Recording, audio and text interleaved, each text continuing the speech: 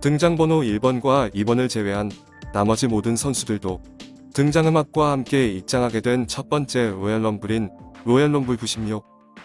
숀 마이클스는 로얄럼블 출전 선수 30인 중 18번째 엔트리로 시합 개시로부터 약 32분이 경과한 시점에서 링에 들어왔다. 로얄럼블 전반전의 핵심 인물이 뉴페이스 베이더였다면 후반전의 주인공은 말할 것도 없이 전년도 11월 실신 사건 이래 이날이 2달 만에 복귀전이 된 숀 마이클스였다. 숀이 등장한 시점에서 링 위에는 1번 트리플 H, 4번 제리 롤러, 5번 바팔리, 9번 요코주나, 10번 원투쓰리 키드, 12번 사비오 베가, 13번 베이더, 17번 오에나트가 아직 생존해 있었다. 전반전의 주인공 베이더가 요코주나와 로프 근처에서 뒤엉켜 있을 때 숀 마이클스가 두 선수 모두를 링 밖으로 밀어 탈락시켰다. 이어서 숀 마이클스는 원투쓰리 키드를 그대로 머리 위로 번쩍 들어 역시 장외로 내던져 탈락시켰다. 숀 마이클스는 다음 19번 아쿠시가 등장하기도 전에 단 2분 만에 완전히 링 위의 분위기를 자기 것으로 만들어버렸다. 숀은 경기 초반부터 줄곧 링 아래 숨어있던 제리 롤러마저 찾아내어 링 위로 올려보낸 후 펀치 한 방으로 제거하는 등 이날 혼자서 8명을 제거하는 압도적인 모습을 보였다. 그리고 잠시 후 아직 스톤 콜드 스티브 오스틴으로 변신하기 전 짧은 헤어스타일의 더 링마스터 스티브 오스틴이 매니저인 밀리언 달러맨 테드 디비아시와 함께 24번으로 등장했다. 검은 숏타이즈는 이미 스톤 콜드의 것과 같았지만 무릎 바로 아래 길이의 흰색 린슈즈는 말하자면 1980년대의 선역을 떠올리게 하는 이미지였다. 오스틴이 등장하자 실황 아나운서인 빈스 맥맨이 시드 오스틴, 링마스터라고 불리는 남자 라고 소리쳤다. 오스틴은 곧바로 바팔리를 공략하여 45분 47초 러닝 뒤 한 발로 바팔리를 장외로 탈락시켰다. 그러나 26번으로 등장한 파투가 55분 50초경 스티브 오스틴을 런닝 클로스라인으로 탈락시켰다. 원래 계획대로라면 오스틴은 숀 마이클스, 디젤, 데이비 보이 스미스와 함께 파이널 4, 즉 최후의 4인이 될 예정이었으나 그만 실수로 탈락해버리는 해프닝이 일어난 것이다. 파투가 오스틴에게 클로스라인을 날리면 오스틴이 탑로프 너머로 잠시 넘어갔다가 링 아래로 굴러들어 오랬는데 당시 파투를 비롯해 많은 선수들이 몸에 베이비 오일을 바르고 나온 탓에 선수들의 몸은 물론 로프에도 오일이 묻어 매우 미끄러웠던 것이 문제였다.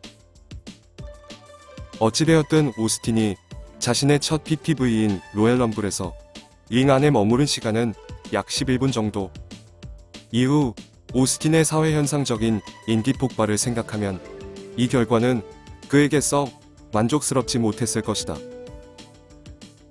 당시 자료를 비교해보면 오스틴은 이 로얄럼블로부터 3주 후에 머리카락을 완전히 밀고 스킨헤드로 변신했다. 오스틴이 실수로 탈락한 자리에는 카마가 파이널4로 남게 되었고 58분 32초 숀 마이클스가 전년도 준우승자인 데이비 보이 스미스를 클로스라인으로 제거 58분 45초 디젤이 카마의 얼굴을 밀어서 장외로 떨어뜨린 직후 숀이 피니셔 스위칭 뮤직을 디젤의 덕에 명중시켰다. 2m가 넘는 디젤의 거대한 몸이 장외로 떨어지는 순간 숀 마이클스의 로얄럼블 우승이 결정되었다. 디젤은 퇴장하고 있던 데이비 보이 스미스를 뒤에서 공격하더니 이내 링으로 돌아와 숀과 하이파이브를 나눴다. 당시 디젤은 포지션상으로는 분명 선역이었지만 행동은 마치 악역처럼 하는 이중적인 캐릭터였다. 숀은 시합 개시로부터 58분 49초라는 마라톤 매치 끝에 2년 연속으로 로얄 럼블에서 우승을 차지했다. 바꿔 말하면 2년 연속 레슬매니아 메인 이벤트 출전권을 얻었다는 말이었다. 빈스 맥맨의 선택은 당시 39세의 브렛 하트에서 30세의 숀 마이클스에게 기울기 시작했다. 시합 종료 후 숀은 그것이 이번 이벤트의 엔딩인 듯한 얼굴로 링 한가운데서 특기인 댄스 퍼포먼스를 선보였다. 숀과 함께 로얄 럼블에서 마지막까지 살아남았던 디젤은 퇴장하면서 입장 게이트 부근에서 메인 이벤트 출전을 위해 입장하던 언더테이커와 일촉즉발의 신경전을 펼쳤다. 이 장면은 결과적으로 이제부터 시작될 메인 이벤트인 브렛 하트와 언더테이커의 WWF 월드 챔피언십 매치의 마지막 수분간의 예고편이 되었다. 브렛 하트와 언더테이커의 타이틀 매치는 선역과 선역의 대결로 관객들은 시합 중에 한 장면마다 브렛과 언더테이커 모두에게 응원과 야유를 번갈아 보냈다. 브렛은 언더테이커의 다리를 집중 공략했고 언더테이커는 위기 때마다 괴물같은 회복력으로 다시 일어섰다. 시합은 28분 31초 언더테이커가 피니셔 툼스톤 파일드라이버로 브렛을 쓰러뜨린 후 힘겹게 커버에 들어간 순간 어느새 난입해온 디젤이 링사이드에서 심판의 발을 끌어 카운트 방해 장외로 끌려나간 심판은 그대로 시합 종료를 선언했다. PPV 로얄 럼블의 메인 이벤트에 편성된 타이틀 매치는 어느샌가 디젤과 언더테이커의 대립 스토리 예고편으로 바뀌어버렸다. 브렛은 결과적으로 반칙승으로 인해 벨트를 지켜내기는 했지만 경기 후반 3카운트 직전까지 몰린 것을 디젤의 난입 덕분에 모면했고 디젤과 언더테이커의 버는 난투전에 관객들의 시선이 쏠려버린 탓에 챔피언 브렛은 스포트라이트에서 벗어나게 되면서 그 위상에 상처를 입게 되었다. 지난 1995년 11월 서바이버 시리즈에서도 브렛 하트는 디젤을 꺾고 1년 만에 다시 월드 챔피언에 등극했으나 분노한 디젤의 연속 잭 나이프 파워밤으로 인해 축하 세레모니도 못하고 쓰러진 채 엔딩을 맞이한 바 있었기에 이렇게 두 번 연속 PPV에서 챔피언으로서의 위상에 상처를 입고 게다가 디젤과 언더테이커의 새로운 대립 드라마 예고편을 위한 들러리 역할을 맡게 된 것에 크게 낙담했다. 로얄 럼블 96은 PPV 계약 25만 세대, 현장 관객 9,600명 매진을 기록했다.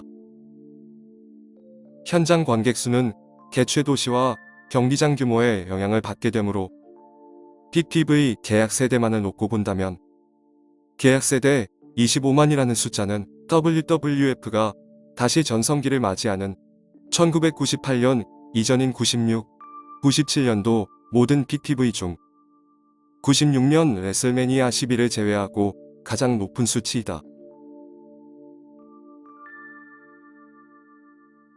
한편 라이벌 단체 WCW는 이 로얄 럼블로부터 이틀 후 1월 23일 자사의 오랜 전통을 가진 이벤트 클래시 오브 챔피언스를 개최했다.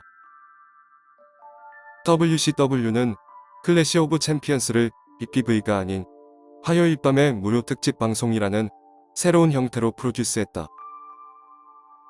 이 이벤트는 시저스 팰러스에 겨우 3,100명의 관중을 동원, 흥행 수익 역시 52,000달러를 기록하는데 그치고 말았지만 WCW가 주목하는 시청률은 비교적 높은 수치인 4.5%를 기록했다. 이른바 TBS의 프로레슬링 사업부인 WCW는 흥행 수익이 아니라 어디까지나 TV 방송 시청률 그 자체를 단체 경영 기반으로 삼고 있었다. 이날 메인 이벤트에 라인업된 경기는 헐크 호건, 마초맨이 한 팀이 되어 릭 플레어, 더 자이언트와 펼치는 태그매치였다. 이 경기에는 수일 후에 NFL 슈퍼볼에 출전할 NFL 피츠버그 스틸러즈의 케빈 그린이 호건 팀의 세컨드에 나섰다. 이 시점에서 헐크 호건은 42세, 마초맨 랜디 세비지는 43세.